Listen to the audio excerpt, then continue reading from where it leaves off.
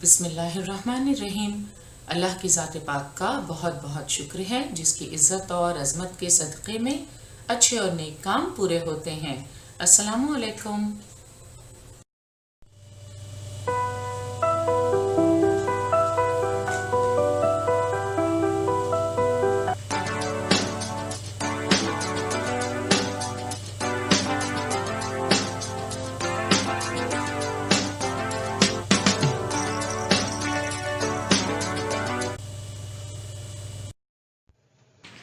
बृहन्मुंबई महानगर पालिका शिक्षण विभाग के तहत जारी वर्चुअल ट्रेनिंग सेंटर की जानिब से पेश होने वाले ई लर्निंग सेशन में आपका इस्तकबाल है। मैं हूं आपके मौलमा मैमुना शेख। तो आइए आपके तालीमी सिलसिले को आगे बढ़ाते हैं और शुरू करते हैं आज का हमारा सेशन। इस दौर में तालीम है अमराज़े मिल्लत की दवा, है खून फासिद के लिए तालीम मिसले नेशकर। तो आप समझ गए होंगे हमारा आज का मौजू है एजुकेशन यानी तालीम। नवम जमात के सेशन में हम तारीख़ का मुताला करते हुए भारत में तालीमी पेशरफ्त के मुतालिक मालूमात हासिल करेंगे। ये बात अज़र मन शम्स है कि इल्म के जगमगाते उजाले जहन के अंधेरों को मिटाकर फहम व अदराक के दरीचे खोल देते हैं। इस सबक में हम भारतीय तालीमी निज़ाम के अहम मराहिल और मंसूबों का मुख्तसर जायज़ा लेंगे, जिसमें इब्तदाई, सानवी और आला तालीम पर गुफ्तगू की गई है। इसी के साथ भारत के चंद नुमाया शोबों में तहकीकी अदारों का भी जायज़ा लिया गया है। इससे हम अपने मुल्क के तालीमी निज़ाम को बआसानी समझ सकेंगे। तालीमी पेशरफ्त में अहम नुकात का हम जायज़ा लेते हैं। सबसे पहले इब्तदाई तालीम, फिर सानवी तालीम, इसमें हम मुदलियार कमीशन और कोठारी कमीशन के मुतालिक जानेंगे। फिर आला तालीम, आज़ादी के बाद के दौर में तालीम का जायज़ा हम लेंगे। NCERT यानी national council of educational research and training के बारे में मालूमात हासिल करेंगे। कौमी तालीमी पॉलिसी इग्नो यानी Indira Gandhi national open university और भारत के चंद नुमाया शोबों में तहकीकी अदारों का भी जायज़ा लेंगे। हमारे मुल्क में तालीम के मसले की संगीनी का अंदाज़ा आज़ादी के बाद 1951 में पहली मर्दमशुमारी के आदादोशुमार से लगाया गया है। Office of the registrar general and census commissioner India की वेबसाइट से हासिल की गई इस मालूमात की रोशनी में हम भारत में ख्वानदगी की शरह को समझ सकते हैं। 1951 में 18.3, 1961 में 28.3, 1971 में 34.5, 1981 में 43.6, 1991 में ख्वानदगी की शरह 52.2, 2001 में 64.8 और 2011 में ख्वानदगी की शरह बढ़कर हो गई थी 73। इस चार्ट में आप देख सकते हैं मर्दों और ख़वातीन में ख्वानदगी की शरह को अलहदा से पेश किया गया है। तो हम देखते हैं کہ ہمارے ملک میں 1951 کے بعد خواندگی کی شرح میں اضافہ ہوا، اور اس میں بھی آپ دیکھ سکتے ہیں خواتین کے مقابلے میں مردوں کی خواندگی کی شرح زیادہ تھی۔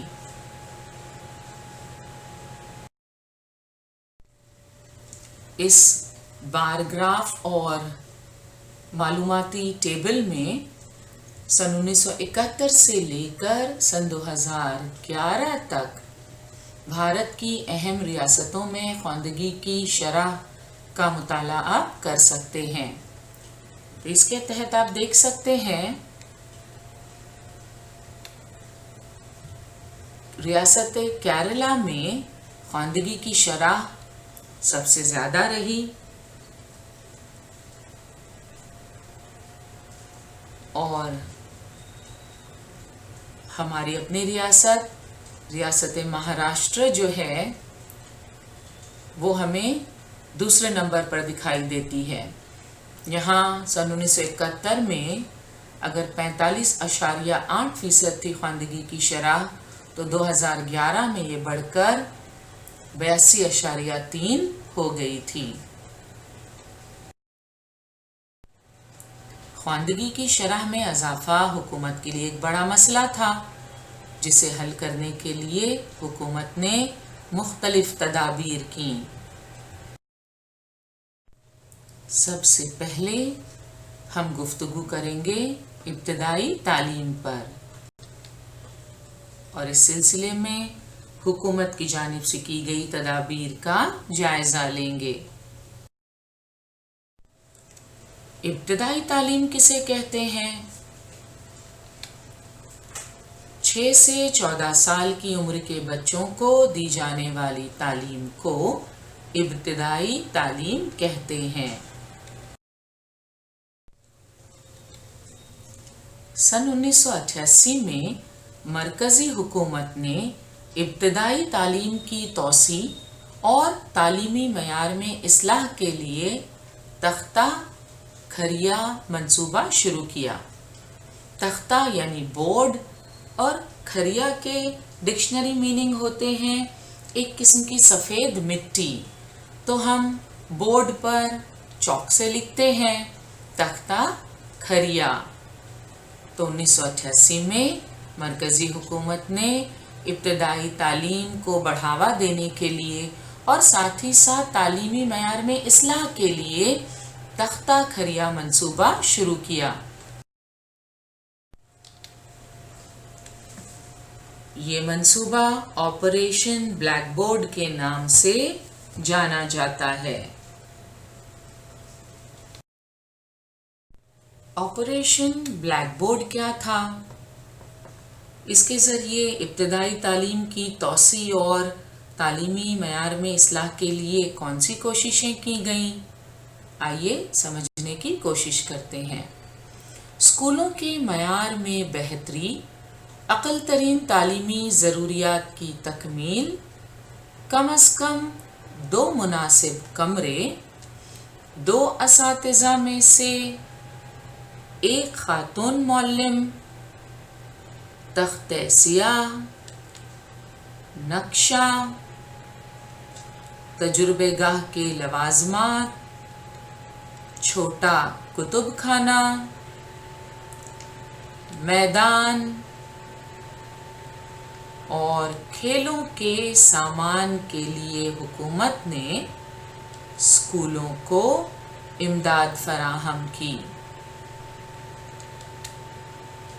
اس منصوبے کے تحت ابتدائی تعلیمی نظام کو تیز رفتار ہونے میں مدد ملی۔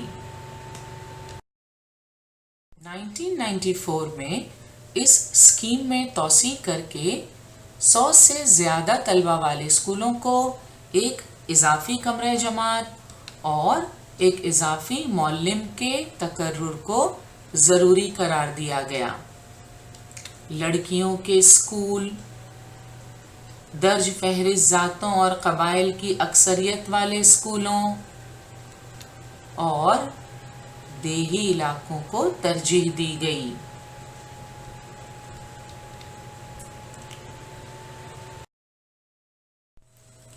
اساتذہ کی تقرری میں 50% اسامیوں پر خاتون معلمات کے تقرر کی شرط حکومت کے سامنے رکھی گئی۔ 1994 میں ابتدائی تعلیم کی ہمہ گیری کے لیے ضلعی ابتدائی تعلیم پروگرام DPEP یعنی ڈسٹرکٹ پرائمری ایجوکیشن پروگرام شروع کیا گیا۔ مہاراشٹر کے علاوہ دیگر 7 ریاستوں میں اس پروگرام کی ابتدا کی گئی۔ وہ 7 ریاستیں جہاں DPEP پروگرام کی ابتدا کی گئی ان کے نام آپ دیکھ سکتے ہیں: آسام، ہریانہ، کرناٹکا، کیرلا، ہماری اپنی ریاست مہاراشٹر، تمل ناڈو اور مدھیہ پردیش۔ تو مہاراشٹر کے علاوہ یہ وہ 7 ریاستیں ہیں جن میں ضلعی ابتدائی تعلیم پروگرام DPEP شروع کیا گیا۔ District primary education programme DPEP میں کون سی سرگرمیاں شامل تھیں؟ آئیے DPEP میں شامل سرگرمیوں پر ایک نظر ڈالتے ہیں۔ ابتدائی اسکولوں میں طلبہ کی 100% حاضری، طلبہ کی زائیگی کی روک تھام، لڑکیوں کی تعلیم، معذوروں کی تعلیم، ابتدائی تعلیم سے متعلق تحقیق اور قدر پیمائی، متبادل تعلیم اور سماجی بیداری جیسی سرگرمیوں کو DPEP میں شامل کیا گیا تھا۔ ضلعی ابتدائی تعلیمی پروگرام میں کون کون سی سرگرمیاں شامل تھیں؟ ابتدائی اسکولوں میں طلبہ کی 100% حاضری،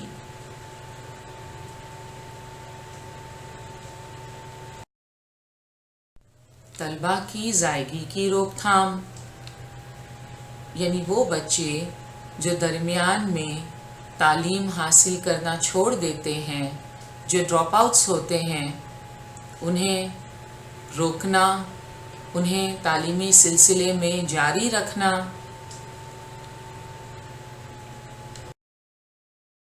لڑکیوں کی تعلیم بہت ضروری ہے۔ When you educate a girl, you educate a nation۔ پہلے ایسا کہا جاتا تھا کہ ایک لڑکی کو تعلیم دینا مطلب ایک خاندان کو تعلیم دینے کے برابر ہے، مگر آج ہم یہ کہہ سکتے ہیں کہ when you educate a girl، جب آپ ایک لڑکی کو تعلیم دیتے ہیں، you educate a nation، آپ پوری ایک قوم کو تعلیم دیتے ہیں۔ اس سے لڑکیوں کی تعلیم کی اہمیت کا اندازہ بخوبی لگایا جا سکتا ہے۔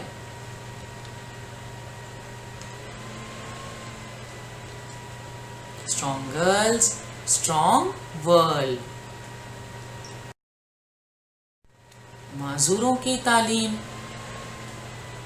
معذور بچے جو ہیں، چاہے جسمانی طور پر معذور ہوں، ذہنی طور پر معذور ہوں، وہ بھی کچھ سیکھنے کی، کچھ جاننے کی صلاحیت رکھتے ہیں، تو ان کے مطابق انہیں تعلیم دی جائے۔ معذوروں کی تعلیم کا علیحدہ سے انتظام کیا جائے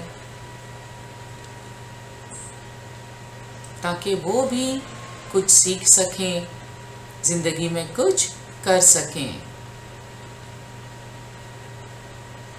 Learning knows no bounds۔ تو سب کو سیکھنے کا پورا حق حاصل ہے۔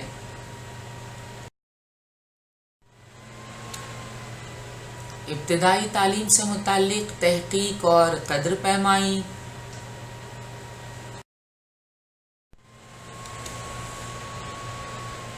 تعلیم سے متعلق سماجی بیداری پیدا کرنا، آپ دیکھ سکتے ہیں تصویر میں اسکول چلو ابھیان. ملک میں کئی علاقے ایسے بھی ہیں جہاں آج بھی والدین بچوں کو اور خاص طور پر لڑکیوں کو اسکول نہیں بھیجتے یا زیادہ تعلیم دلوانا پسند نہیں کرتے. تو وہاں بیداری پیدا کرنا، تعلیم کی اہمیت کو سمجھانا، لوگوں کو بتانا کہ شکشا جیون کا آدھار ہے، اس کے بنا جینا بیکار ہے. طلباء کی مناسب نشو و نما کے لیے 1995 میں دوپہر کی غذا کا منصوبہ شروع کیا گیا. ہم سبھی جانتے ہیں ذہنی اور جسمانی نشو و نما کے لیے مقوی غذا بہت ضروری ہے. لہٰذا 1995 میں دوپہر کی غذا کا منصوبہ شروع کیا گیا اور طلباء کو مقوی غذا دی جانے لگی. دوپہر کی غذا کا منصوبہ جسے ہم مڈ ڈے میل اسکیم کہتے ہیں. تو آپ نے دیکھا کہ ابتدائی تعلیم کی توسیع اور تعلیمی معیار میں اصلاح کے لیے حکومت نے مختلف تدابیر اختیار کیں. ابتدائی تعلیم کی توسیع اور تعلیمی معیار میں اصلاح کے لیے حکومت کی جانب سے کی گئی تدابیر کا جائزہ بھی ہم نے لیا. مگر کچھ لوگ ایسے بھی ہوتے ہیں جو سماجی بیداری پیدا کرنے میں پیش رہتے ہیں. ایسا ہی ایک نام ہے تارا بائی موڈک کا. کیا آپ جانتے ہیں تارا بائی موڈک نے بورڈی اور کوسباڑ میں تعلیمی خدمات کا آغاز کیا، آدیواسی لڑکوں کے لیے آنگن واڑی شروع کی، عملی سرگرمی کے ذریعے تعلیم. کرن اسکول، کرن دراصل پونا میں ایک تعلقہ ہے جنیر میں ایک گاؤں ہے کرن. تو وہاں اسکول قائم کیے. تکنیکی پیشہ وارانہ تعلیم کے فروغ کے لیے تارا بائی موڈک نے کڑی محنت کی.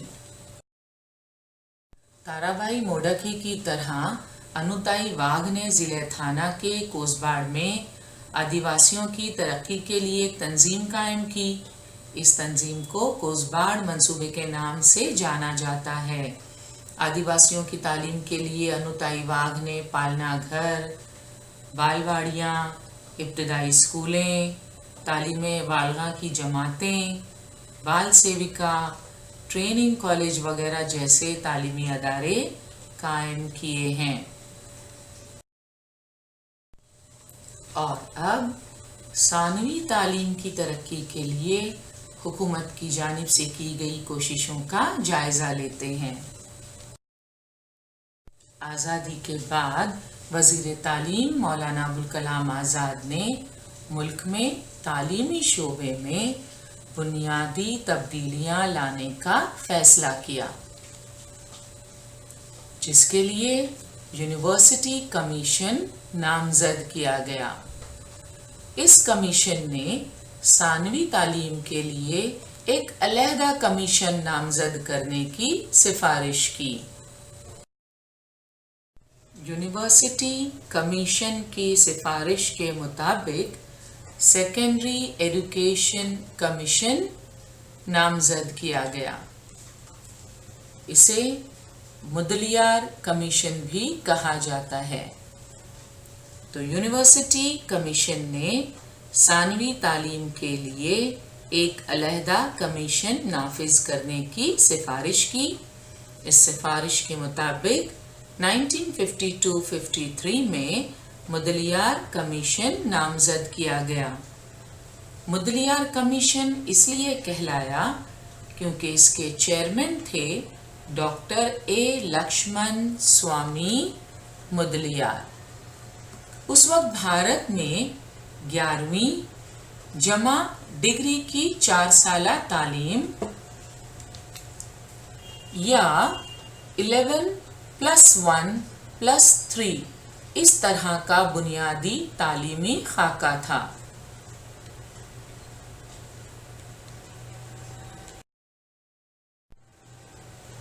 کمیشن کی ذمہ داریاں کیا تھیں؟ مدلیار کمیشن نے ثانوی تعلیم، نصاب کی نوعیت، ذریعہ تعلیم، طریقہ تعلیم وغیرہ کا مطالعہ کر کے اپنی سفارشات پیش کیں۔ اس کمیشن نے اعلیٰ ثانوی جماعتوں کا تصور پیش کیا۔ ملک بھر میں اس نظام پر عمل آوری میں مشکلات آئیں۔ ثانوی تعلیم میں اصلاح و ترقی کے مقصد سے 1964 میں کوٹھاری کمیشن نامزد کیا گیا۔ اسے نیشنل ایجوکیشن کمیشن بھی کہتے ہیں۔ 1964 میں ڈاکٹر ڈی ایس کوٹھاری یعنی دولت سنگھ کوٹھاری کی صدارت میں یہ کمیشن نامزد کیا گیا، جسے ہم کوٹھاری کمیشن کہتے ہیں۔ کوٹھاری کمیشن کی کارکردگی میں جے پی نائک یعنی جینت پانڈورنگ نائک کا اہم کردار تھا۔ کوٹھاری کمیشن نے ثانوی، اعلیٰ ثانوی اور جامعاتی یعنی یونیورسٹی سطحوں پر تعلیم کا 10+2+3 کا خاکہ پیش کیا۔ ذرا یاد کیجئے، 1952-53 میں بھارت میں 11ویں پلس ڈگری کی 4 سالہ تعلیم یا 11+1+3 اس طرح کا بنیادی تعلیمی خاکہ تھا، مگر کوٹھاری کمیشن نے 10+2+3 کا خاکہ پیش کیا۔ کوٹھاری کمیشن نے 10+2+3 کا خاکہ پیش کیا اور اس کے ذریعے تعلیم کو روزگار سے جوڑنے کی کوشش کی گئی، کیونکہ یہ محسوس کیا گیا کہ پرانے طریقے میں طلباء کے پاس ڈگری حاصل کرنے کے باوجود کوئی پروفیشنل ٹریننگ یا ووکیشنل کورس کا کوئی تجربہ نہیں ہوتا تھا، جس کی وجہ سے روزگار حاصل کرنے میں پریشانی ہوتی تھی۔ لہٰذا اب اس 10+2+3 کے خاکے کے ساتھ 10ویں کے بعد 2 سال کے لیے ووکیشنل ایجوکیشن کا موقع فراہم کیا گیا۔ طلباء اپنی دلچسپی اور صلاحیت کو مد نظر رکھ کر 2 سال کے لیے کسی بھی ووکیشنل ٹریننگ کورس میں حصہ لے سکتے تھے، داخلہ لے سکتے تھے، اور 2 سال کی ووکیشنل ٹریننگ مکمل ہونے کے بعد اگلے 3 سالوں میں ان کے لیے اپنی ڈگری کو مکمل کرنا، گریجویشن کی ڈگری حاصل کرنا ممکن تھا۔ تو اس طرح اسکل ڈیولپمنٹ اور ووکیشنل کورسز کے ساتھ ساتھ ڈگری بھی مکمل ہو جایا کرتی تھی۔ تو یہ تھا 10+2+3 کا تعلیمی خاکہ، جسے کوٹھاری کمیشن نے 1964 میں پیش کیا۔ اس نظام پر 1972 سے عمل آوری شروع کی گئی۔ ہم نے دیکھا کہ کوٹھاری کمیشن کے ذریعے پیش کیے گئے 10+2+3 کے اس خاکے میں ووکیشنل ایجوکیشن کے تحت ووکیشنل کورسز کو اہمیت دی گئی۔ کوٹھاری کمیشن نے تعلیم کا یکساں قومی طریقہ، مادری زبان، تعلیم میں ہندی اور انگریزی زبانوں کی شمولیت، مسلسل تعلیم، تعلیم بالغاں، مراسلاتی تعلیم، فاصلاتی تعلیم، آزاد یعنی اوپن یونیورسٹی جیسی تجاویز پیش کی۔ مراسلاتی تعلیم، فاصلاتی تعلیم اور اوپن یونیورسٹی کا ان لوگوں کو زبردست فائدہ پہنچا جو تعلیم ادھوری چھوڑ کر روزگار یا کسی پیشے سے منسلک ہو گئے تھے۔ مالی مشکلات کی وجہ سے وہ لوگ جو اپنے تعلیمی سلسلے کو ادھورا چھوڑ کر روزگار کی فکر میں لگ چکے تھے، ان کے لیے یہ سنہرا موقع تھا دوبارہ اپنے تعلیمی سلسلے کو شروع کرنے کا، کام کرتے ہوئے روزگار سے منسلک رہ کر اب فاصلاتی تعلیم کے ذریعے، مراسلاتی تعلیم کے ذریعے اور اوپن یونیورسٹی کے ذریعے وہ اپنی تعلیم مکمل کر سکتے تھے۔ کوٹھاری کمیشن نے درج فہرست ذاتوں اور قبائل جیسے محروم طبقات کو فوقیت دینا، سرکاری تخمینے میں تعلیمی اخراجات کی مد میں اضافہ کرنا جیسی سفارشات پیش کی۔ ریاست مہاراشٹر نے 10+2+3 کے تعلیمی خاکے کو 1972 میں اختیار کیا اور 1975 میں 10ویں کا پہلا اسکولی امتحان منعقد کیا گیا۔ کیا آپ جانتے ہیں مہاراشٹر راجیہ ثانوی اور اعلیٰ ثانوی تعلیمی بورڈ کے متعلق؟ یہ ادارہ پونا میں 1 جنوری 1966 کو قائم کیا گیا۔ اس ادارے کے ذریعے 10ویں اور 12ویں کے اسکولی امتحانات منعقد کیے جاتے ہیں۔ تو یہ ہے Maharashtra state board of secondary and higher secondary education Pune. Board کے ذریعے شکشن سنکرمن نامی ماہنامہ شائع کیا جاتا ہے۔ اور آئیے اب بات کرتے ہیں کوٹھاری کمیشن کے مطابق تعلیم کے مقاصد کی۔ کوٹھاری کمیشن کے مطابق تعلیم کے مقاصد میں تعلیم کی جدید کاری ایک مقصد ہے۔ جدید کا مطلب ہوتا ہے نیا، جدید کاری، نیا پن۔ تو تعلیم کی جدید کاری سے کیا مراد ہے؟ ہم دیکھتے ہیں کہ زندگی کے ہر شعبے میں سائنس اور ٹیکنالوجی کی مدد سے کافی آسانیاں پیدا ہو گئی ہیں، تو کیوں نہ سائنس اور ٹیکنالوجی کی اس ترقی کا استعمال تعلیم کے فروغ میں بھی کیا جائے۔ اسے ہی کہتے ہیں تعلیم کی جدید کاری۔ اور آج ہم دیکھتے ہیں کہ سائنسی ایجادات کا استعمال تعلیم کی ترقی میں، تعلیم حاصل کرنے میں کیا جا رہا ہے۔ کوٹھاری کمیشن کے مطابق تعلیم کے مقاصد میں تعلیم اور پیداواریت بھی ایک مقصد ہے۔ ابھی ہم نے دیکھا کہ کوٹھاری کمیشن نے 10+2+3 کا خاکہ پیش کیا، جس میں ووکیشنل کورسز کو بڑی اہمیت حاصل ہے۔ ووکیشنل کورسز ایک قسم کی تعلیم یا ایسا education that prepares people for specific trades, crafts اور کریئرز۔ لہٰذا جب تعلیم مکمل کرے کوئی شخص تو وہ روزگار کی دنیا سے جڑ جائے، دیش کی، ملک کی پیداواریت میں اس کا بھی حصہ ہو۔ تو ایسی تعلیم پر کوٹھاری کمیشن نے زور دیا ہے۔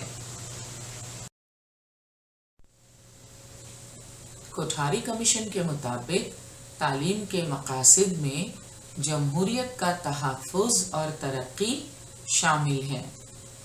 ہفتم جماعت میں آپ پڑھ چکے ہیں، ہمارے ملک میں عوامی حکومت یعنی جمہوری طرز حکومت رائج ہے۔ جمہوری طرز حکومت میں तमाम अवामी ओहदों पर अवाम की जानिब से मुंतखब लोग भेजे जाते हैं। कोई भी ओहदा पुश्तैनी यानी मौरूसी नहीं होता। अमरीकी सदर अब्राहम लिंकन के अल्फाज में अगर हम कहें तो जमहूरियत यानी अवाम की हुकूमत, अवाम के लिए और अवाम के ज़रिए। तो जमहूरियत में अवाम को अहमियत हासिल है। अगर अवाम तालीम याफ्ता होगी तो यकीनन जमहूरियत को तरक्की मिलेगी, जमहूरियत का तहफ़्फ़ुज़ होगा। तालीम याफ्ता अवाम ऐसे नुमाइंदों को मुंतखब कर सकते हैं जो उनकी फलाह व बहबूद का ख्याल करें। लिहाजा तालीम के मकासद में जमहूरियत का तहफ़्फ़ुज़ और तरक्की शामिल है।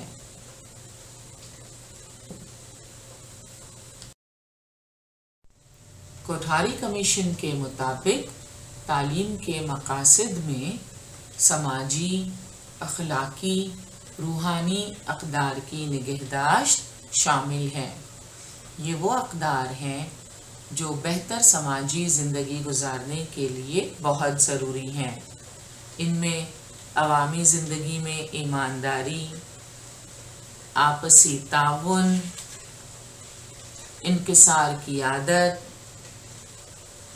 एक दूसरे को बर्दाश्त करने की क़ुव्वत, रहमदिली, अपने हुकूक को पहचानना, अपने फ़राइज़ को ज़िम्मेदारी से अदा करना, मुसावात मर्द व ज़न और माहौल का तहफ़्फ़ुज़ शामिल है। कोठारी कमीशन के मुताबिक तालीम के मकासद में समाजी और कौमी एकता शामिल है। भारतीय समाज में मुख्तलिफ ज़बानें, मज़ाहिब, तहज़ीबें, रस्म व रिवाज और रिवायात हैं। ये तनव्वुअ हमारी तहज़ीबी शान है। मराठी, कन्नड़, तेलुगु, बंगाली, हिंदी, गुजराती और उर्दू जैसी मुख्तलिफ ज़बानें बोलने वाले अफराद हमारे आसपास रहते हैं। वो अलग अलग तरीके से त्यौहार और तक़रीबात मनाते हैं। उनकी इबादत और पूजा पाठ के तरीके मुख्तलिफ हैं। गुनागूं तारीख़ी विरसा रखने वाले इलाक़े हमारे मुल्क में हैं। ये तनव्वुअ ही दरअसल हमारी ताकत है। लिहाजा कोठारी कमीशन के मुताबिक तालीम के मकासद में समाजी और कौमी एकता को एक अहम मकसद करार दिया गया। तालीम की अहमियत से कोई इनकार नहीं कर सकता। इल्म की मशअल से ही जहालत के अंधेरों को दूर किया जा सकता है। शरह ख़वानदगी में अज़ाफ़े के लिए हुकूमत की जानिब से की जाने वाली तदाबीर का हमने जायज़ा लिया। इब्तिदाई तालीम और सानवी तालीम के इस्लाह और फ़रोग़ के लिए की जाने वाली कोशिशों को समझने की कोशिश की।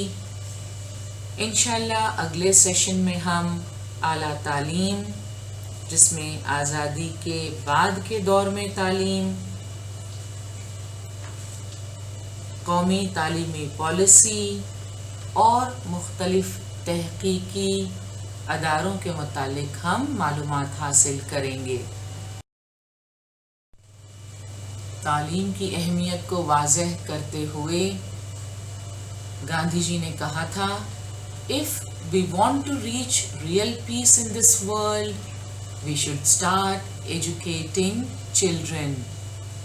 उन्होंने मज़ीद कहा था, by education I mean an all-round drawing of the best in child and man in body, mind and spirit। तो गांधी जी के इन अक़वाल पर आज हम हमारा सेशन यहीं मुकम्मल करते हैं। آج کا ہمارا سیشن یہیں مکمل ہوا. انشاءاللہ اگلے سیشن میں ضرور ملیں گے. السلام علیکم.